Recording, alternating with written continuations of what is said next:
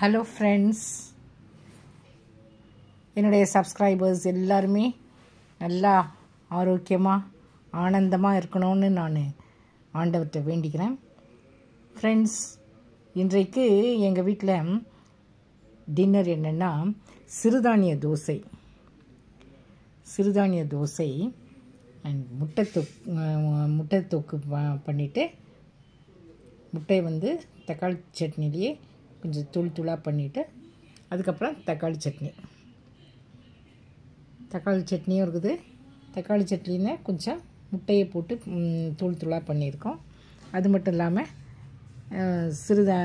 சிறுதானிய தோசை. இந்த காம்பினேஷன் எல்லாருக்கும் பிடிக்கும்னு நினைக்கிறேன். எனக்கு பிடிக்கும் ரொம்ப. இந்த சிறுதானிய தோசையை சாப்பிடுங்க எல்லோரும். ஒரு நாளைக்கு அட்லீஸ்ட் ஒரு 2-3 தோசையாவது சாப்பிடுங்க.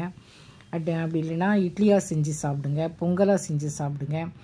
ஃப்ரெண்ட்ஸ், நீங்கள் இந்த மாதிரி சாப்பிட்டா தான் நோய் எதிர்ப்பு சக்தி நம்முடைய உடலுக்கு வரும்.